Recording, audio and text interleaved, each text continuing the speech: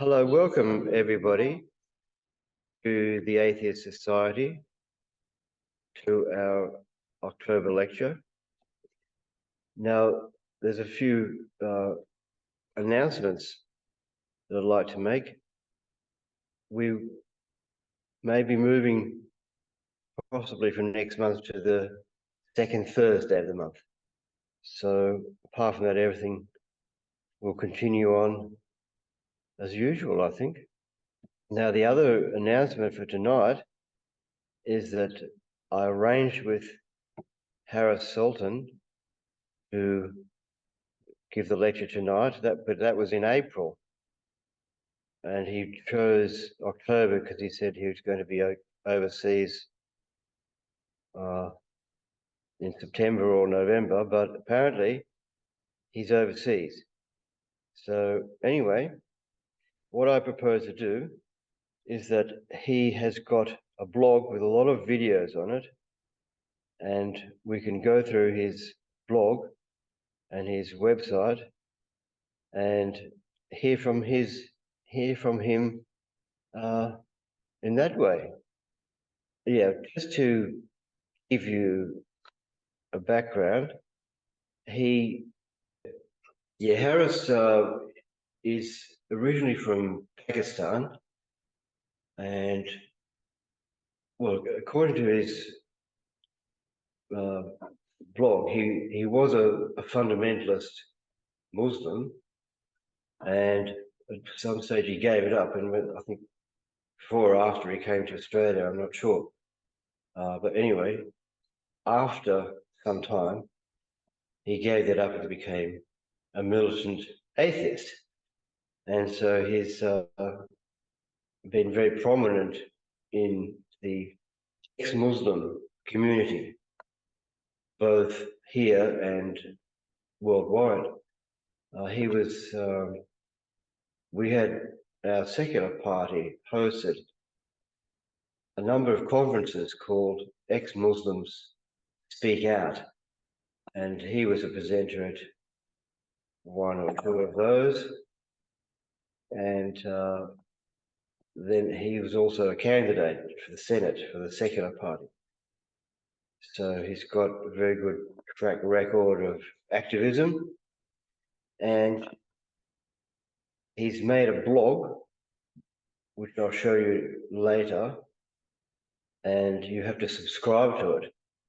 So I think that he's been very successful in perhaps monetizing his atheism, which is a very noteworthy achievement if you can do that. Now, what he was going to talk about today, and I'll go to that first, because the topic was, are religions dying? I was recently asked to share my thoughts on why religions are dying at the Atheist Society Melbourne, and I have had a few hypotheses to present on that. I want to start this piece with a quote from a great hero of our movement, Maryam Namazi, founder of the Council of Ex-Muslims of Britain, and also the popularizer of the term ex-Muslim.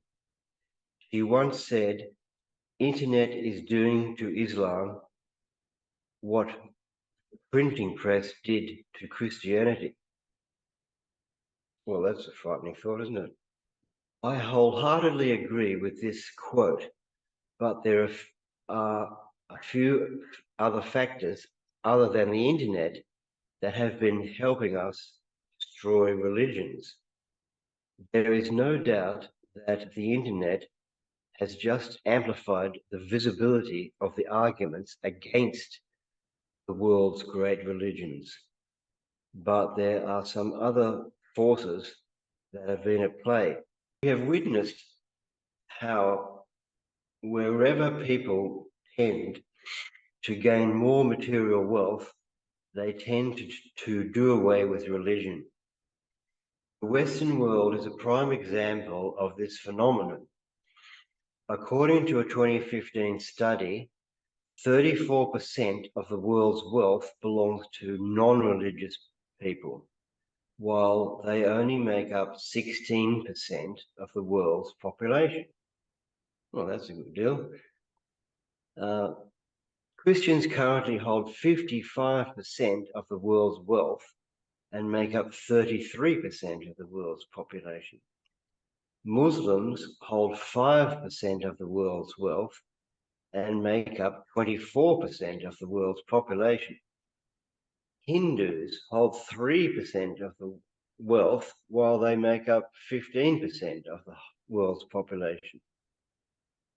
Christians and their wealth are the only statistics that is contradicting my position. It is also a recognized fact that Christians are the least religious denomination of all the religions I mentioned. It has been observed that richer Christians tend to be less religious. Moreover, population under the age of 40 have the highest percentages of atheists in richer countries, including the United States. Our very own Australia is now 30.1% atheist, making atheists the largest single denomination by religion or lack thereof. It is safe to conclude that as poverty decreases, so will the reliance on religion. Education and religion also show some correlation. However, it is not conclusive at this stage. For example, according to a survey conducted by Times of India, 22% of IT graduates in India do not have any religion, and a further 30% did not have any solid opinion on religion at all. However, educated Americans tend to be more religious, while scientists tend to be less religious. Level of education could be an important factor. However, it requires further research. This is where I believe social media could play a vital role. You could have a master's degree in history, but at the same time be a very religious person. With the advent of social media, you don't need to get a postgraduate degree to educate yourself on arguments for or against religions. Simple meme you come across on your Facebook timeline could trigger a chain reaction that may lead you away from religion. I have received thousands of messages from now ex-Muslims in Pakistan who came to know about my work accidentally. A lot of them sent me messages saying they once hated me and wanted to prove me wrong, but the more that they looked into their religion, the more they realized it was nothing special. We are redefining education itself. Formal education has its place and should not be undermined, but informal education is finding its place in our modern world. People are now reading more informal books, watching YouTube educational videos, and of course, seeing those simple, silly memes. We have all heard that a picture tells 1,000 words. Today, we live in a world where a picture tells 1,010 words in the form of a meme.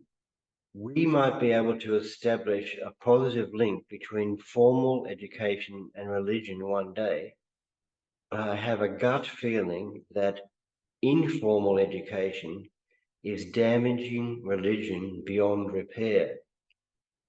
Since we, as a species, are getting richer and richer, it is also likely that we will get more educated with each passing generation, likely decreasing religion's importance. Each generation also tends to be slightly more moral than the one before. We can look at the last 10,000 years of human history and see how slowly we slowly managed to create a society that is more humane and morally superior to the one before. I do not doubt that this trend will continue and that our great-grandchildren will have a morality that I think will be more humane and ethical than ours. They will look back at some of us the same way we look at people from the 18th and 19th centuries who owned slaves. It took 200,000 years to work out slavery is wrong, and then it took us almost another 100 years to conclude that all races should be treated equally. This was almost the same amount of time it took to recognize that women and men should be considered each other's equal. It was only in the last 5 years or so that we started recognizing same-sex relationships. This is a work in progress and something fuels it. New thought and discussion are at the heart of these changes, which are constantly driving us to be better than we were a decade before. When I came to Australia to study IT in 2003, we used to make gay jokes, and while I and other people from my generation have come a long way since then, young people today cannot even dare to imagine making a gay jokes on a university campus. This urge to be more moral and ethical than before is also killing religions, as they come with their own set of moral guidelines that hold back society's moral progress. We have to let go of the moral values that come from religions one by one. We no longer stone two lovers to death, except in Iran and Somalia, or behead people publicly, except in Iran and Saudi Arabia. We no longer mercilessly slit the throats of animals, except in Muslim countries. We no longer treat women as inferior creatures, except in some Muslim countries. This urge to be better than a decade before will continue, even in these exceptional countries, and would prove to be a final nail in the coffin of religion. Well, I think what we might do is have a discussion about that. That was more or less the topic of his proposed talk. So why don't we have a discussion about that, and then after that we'll move on to show some of his videos. Anyone got a comment on what his rather optimistic outlook was there? Well, you could ask in the West, so in the West where, well, we use the word religion, maybe we should be using the word theism, because you don't have to have God to do a religion. So when did it really start to, religious attitude, when did it really start to decline in the West? And we're really looking at what they call the Enlightenment back in the late 17th century. And not all that long before that, in the early 17th century, religion has been huge, been big, very, very dominant in people's lives, but it was weakening towards it. And I think there's an explanation there. It's the interesting one. What's one of the big things that God does for an ideology? What does God do for people's thoughts? What's the question children will ask? Where did I come from? How did the world come into being? There's a special word here. We're delving a special word. It's called causation. Oh, what caused the world? Hey, Sonny Jim, it was God. God went, hey, presto, the universe came into being.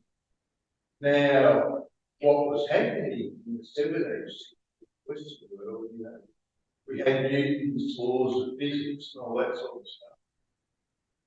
And that was a deepening of causation.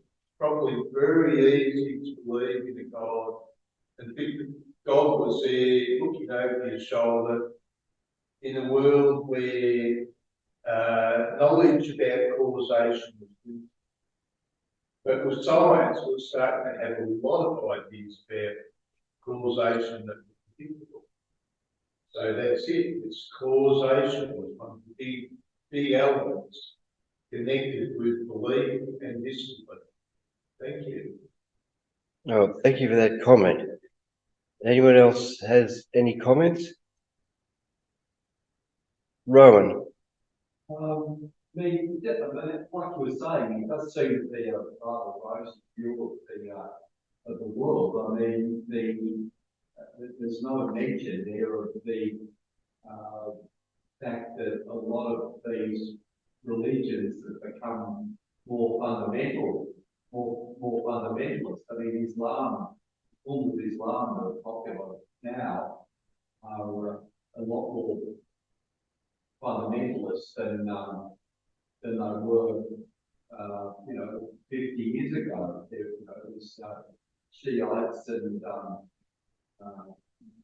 the other one, Sunnis. So yeah, I mean they don't have a lot of time for the Sufis, which are also a part of Islam. So I mean you've also got fundamentalist versions of Christianity in the West. Built on a lot of these, particularly in America, you've got all sorts of fundamentalist versions of Christianity. So I mean, a thesis that is just to do with the amount of money you've got, I think it's a bit simplistic. Well, he's backed it up with some kind of empirical evidence to show that richer countries are less religious. I think one way to look at it is that if you take a very long-term trend, but I think it goes in cycles, but if you take a long-term trend, humans are becoming less religious. I mean, scientific advancement, I wonder how even religions survive, considering they've been totally debunked, basically, by human knowledge.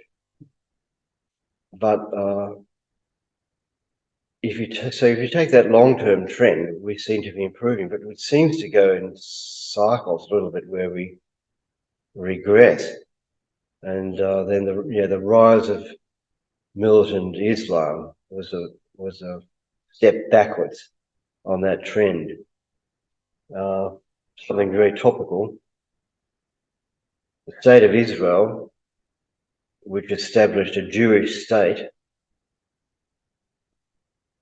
was against the trend because the world had been on a much more secular path until then. If you look at the Declaration of Human Rights and all of those highly progressive, things that came out of the end of the Second World War and the establishment of Israel as a Jewish state, well, up till then there have been states had religions, but they didn't necessarily. Well, I guess in history, there people identified a state with a religion, but they didn't tend to do it. People became more multi-religious. Well, the establishment of the United States was a secular establishment, but then they became more religious even despite that. But with the establishment of Israel, and then you've got the injustice to the Palestinians the way I would look at it is that injustice gave rise to Islamic militancy, which we're still paying the price for today. And other things we're going backwards with is when he talks about when you look at you come across things on internet which makes you think, well, that's true, but the reverse is true because people are deluded by the algorithms they choose to watch. So rather than becoming more enlightened, they become more indoctrinated in their cult type of belief or conspiracy. So whether that's just, a hiccup along the road, or we're still going to resume a long-term path to enlightenment, I don't know. I might continue it on the Muslim Brotherhood. This is he does a lot of videos debunking the Prophet Muhammad. So you want to get something done by some people, you offer them money. If you don't have any money, it's got a lot of flag. It's like if you rob this bank, we'll both walk out with a lot of money. If you want to raise an army and you don't have any money, but just sweet words, then you tell them that if we win this war, we're going to have lots of money. And we'll also have a lot. Here we are. Of women, and we can have them as sex slaves. However, if you die in the process, then don't worry. The women you're going to get are going to be even hotter than the earthly ones, but in the afterlife. And which offer you take depends on how stupid you are. You'd be thinking, Harris, which supervillain are you going to be discussing today? Well, I'll give you a hint. It's the usual suspect. Videos like these do get demonetized, therefore hit the like button so it comes up on people's recommendations. If you would like to support the channel, then try becoming a patron by going to patreon.com/xmuslim. And if you can't do that, then try hitting that super thanks button. See what happens. In case if you're still wondering, then let me ease your pain. I am talking about the greatest man who ever lived, a man who is to be emulated for eternity. For example, if you can't make up your mind whether you should marry a young girl, then ask yourself, what would he have done? Actually, don't do that. You'll end up in prison. I am talking about our dearly beloved Prophet Muhammad. We are told that Prophet Muhammad was a very steadfast and charismatic man, which he probably was, but not many people believed him in the first 10 years of his prophethood career. He was forced out of his home city of Mecca, and he settled in Medina. A few local Muslims helped him establish Medina as a base. Now that Prophet Muhammad has a solid base outside of his hometown Mecca, the way he spreads his message of peace also changes. In Mecca, he used to threaten the infidels with hellfire and God's punishment, which obviously no sane person would take seriously. Just like you don't take that guy seriously. So, when nobody takes you seriously, what do? You use force. This is why experts have differentiated between the Meccan verses and the Medinan verses. The Meccan verses, as the name suggests, are from the period when the Prophet Muhammad was in Mecca, a weak man with no army, and hence the verses threatened people with imaginary punishment and ordered Muhammad to show restraint. For example, this Meccan verse 46:35 tells Muhammad to be patient like previous prophets, and don't be too hasty in going after the infidel. Our time will come. Just be cool.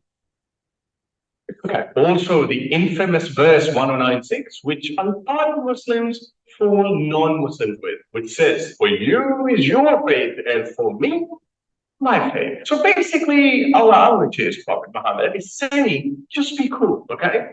Chill, don't worry about it. Just everyone live in peace and harmony. Allah will decide on judgment day. Wouldn't that have been a wonderful world? Wake up, Harry. Oh, sorry, I was having a nice dream. So because he was kind and soft, which was because he was weak, Muhammad didn't have much success in Makkah. In fact, he was forced to run in the middle of the night to Medina to save his life. And they call us cowards?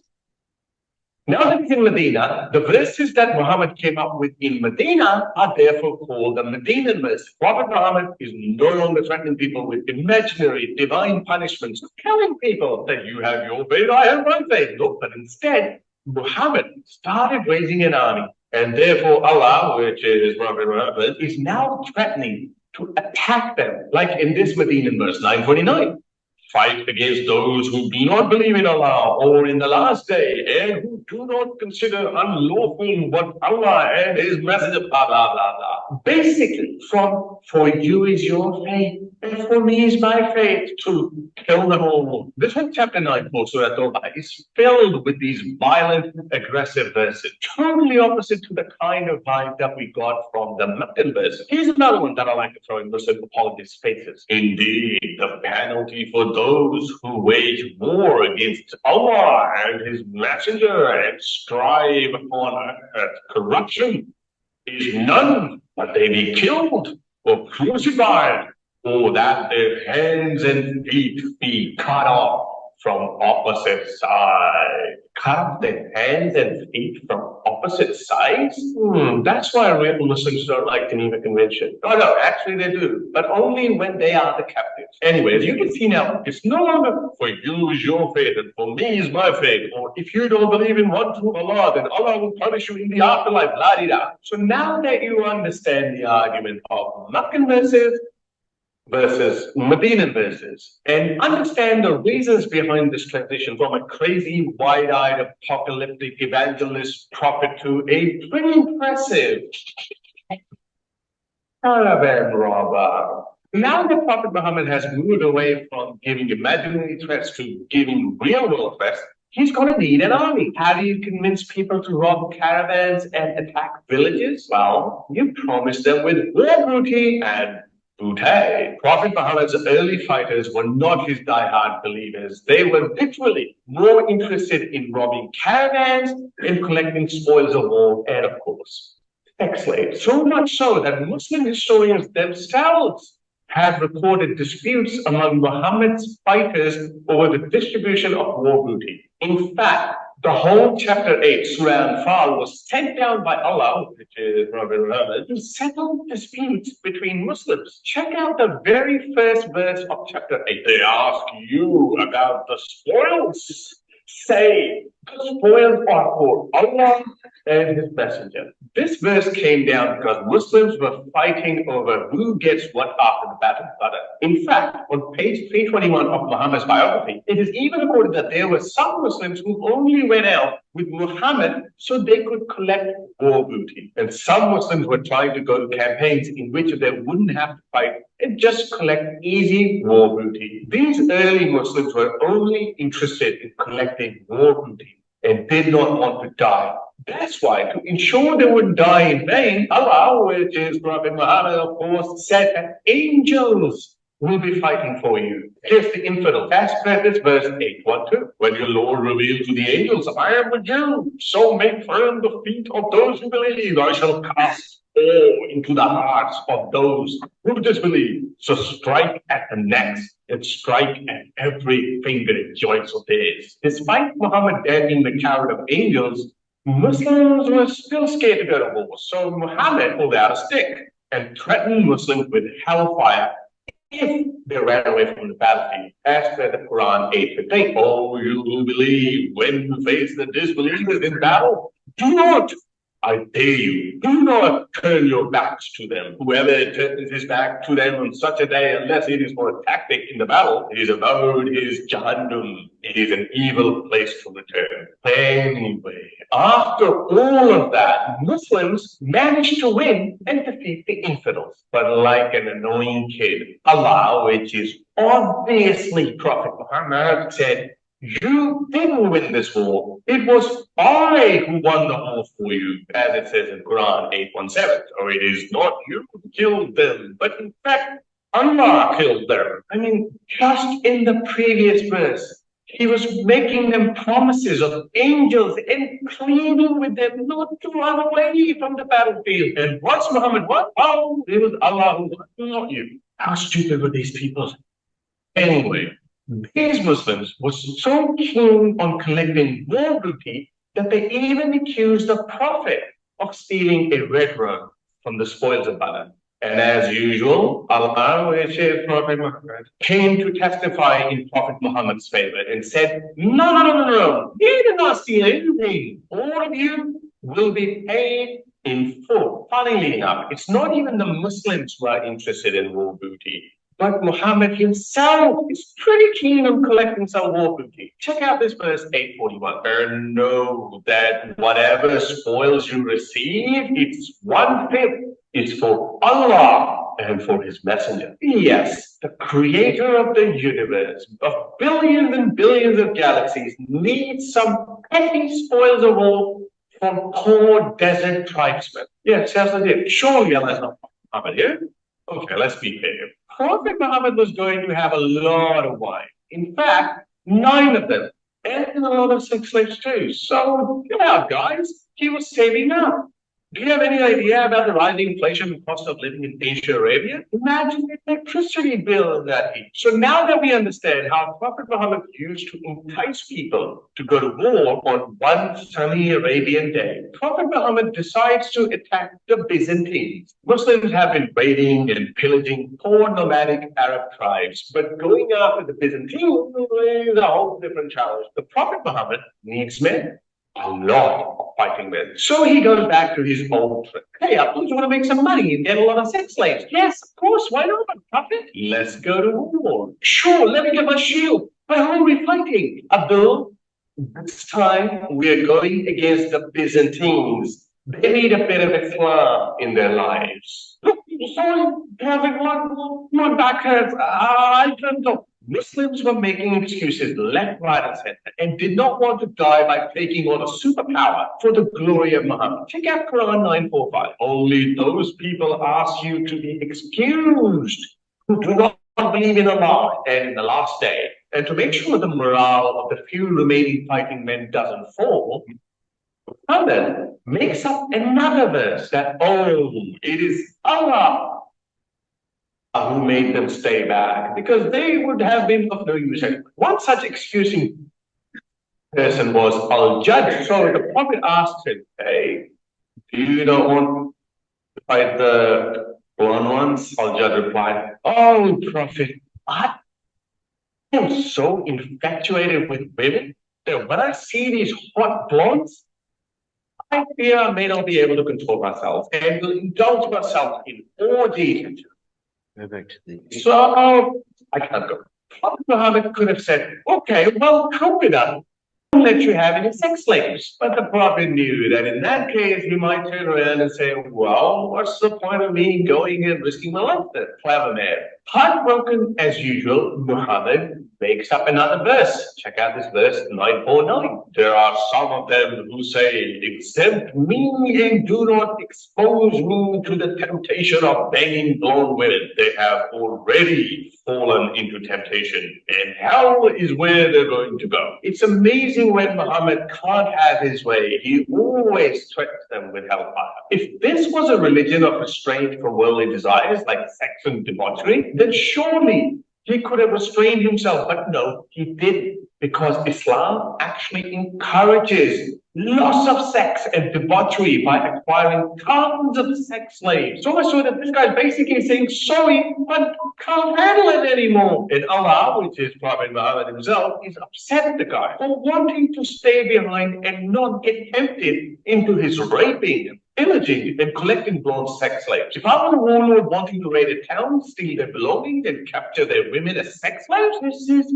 exactly how I would have tempted my soldiers. So today we learned that Prophet Muhammad started his career as a doomsday prophet. When nobody took him seriously, he was forced out of Mecca to Medina. There he thought a peaceful approach didn't work. So let's move to plan B, i.e. attack.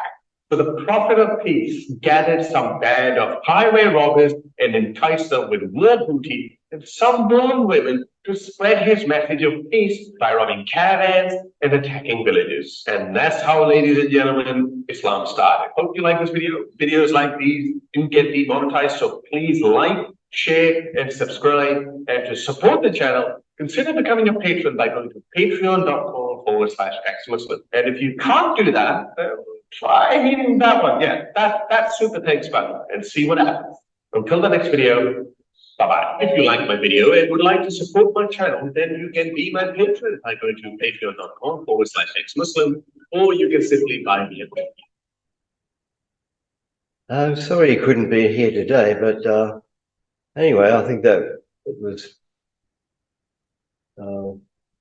probably a good exposition of what he would have liked to convey to you anyway. Does Muslim religion retain such fundamentalism because they haven't really had a reformation? Like, I mean, Christianity until about the 10th century forbade pictorial images of God and the saints, but then after that they had all the stained glass windows and statues and things. But the Muslim religion still forbids any representation of Allah. So they're sort of locked in this. Which he had a lot of in that. Yes, they have sort of retained this medieval mindset. That's why they're so fundamentalist and won't book any change to their dogma.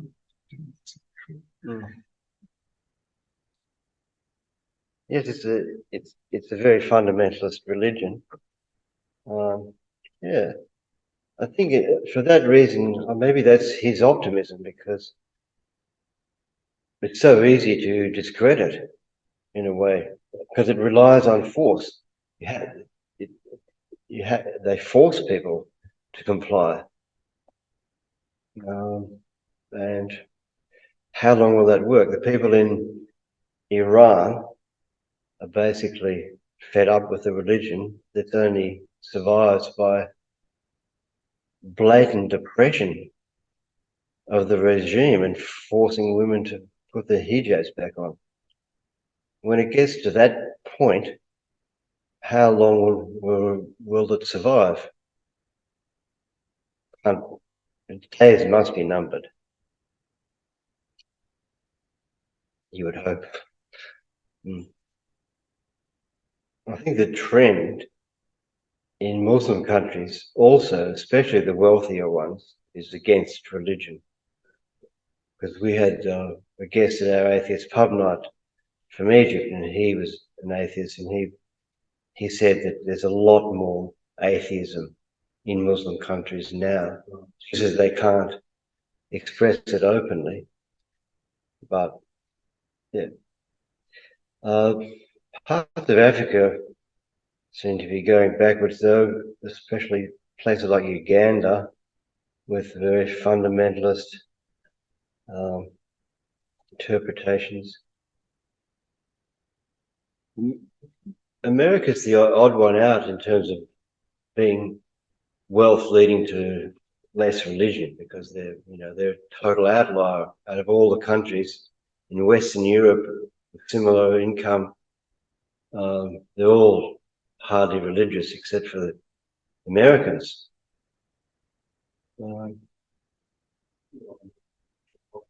It was founded by the Pilgrims, and whether that's kind of carried over into their culture. But Poland is still fairly Poland, yeah, Poland. Yeah. Well, look at the Russians, if they haven't got the key. The Russians will religion has been cultivated as a means of power and control. And the Russians is a perfect example. America's today, it's getting weaker. The more atheists come to Europe, the more atheists they become, that militant spirit dies out. They would just sit there if somebody was to invade their country. They'd just sit there and let it happen. That's the problem with your atheists. Well, I don't think the Soviet Union and the Second World War were right. They weren't really supporting this. Actually, no, the population, a lot of them are still highly religious. Still, back then, I don't know, but the interesting to see the statistics, belief during the whole period of the common dictatorship. But they opened the church in scale and opened the church during the war to encourage patriotism. Cynical word.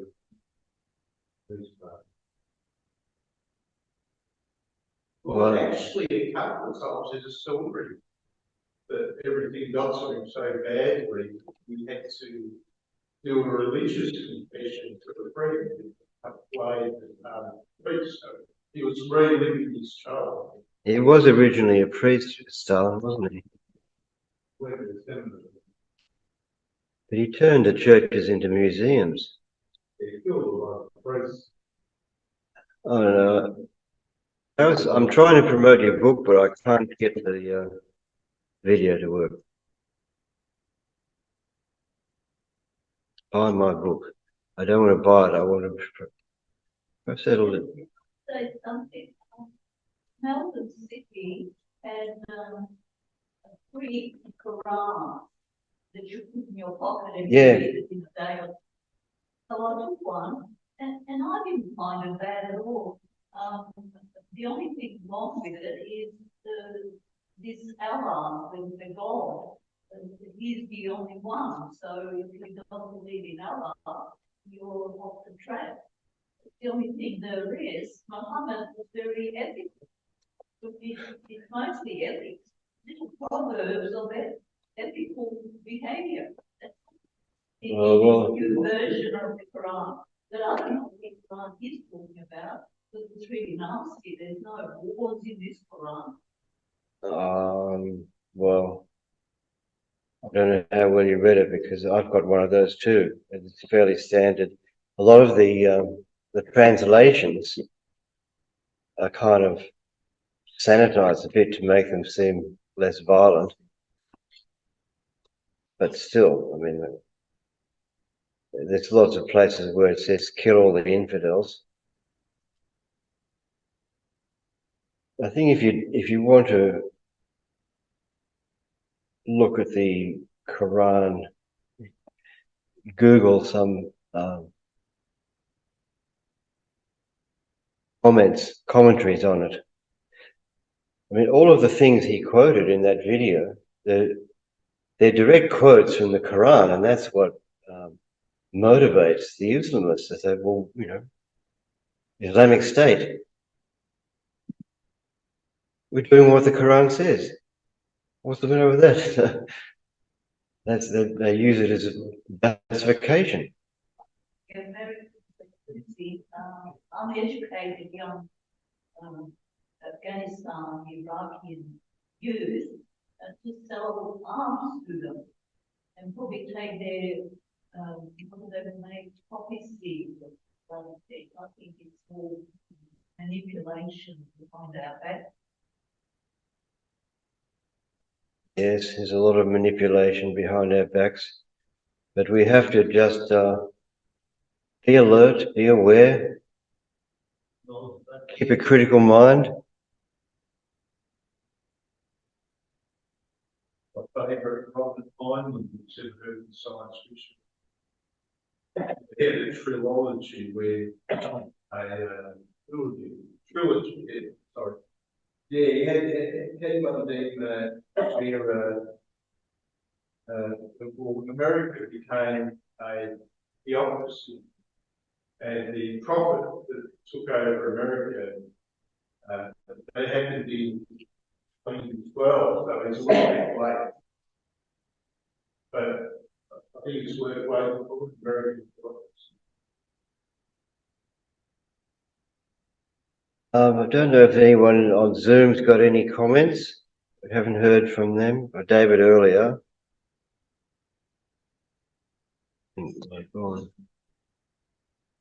Well, I think that at this stage we might call the lecture, bring it to a close, at least the recording, and then we can all continue on with the discussion or have a cup of tea. So thank you very much, everyone, and give a hand to Harris Sultan.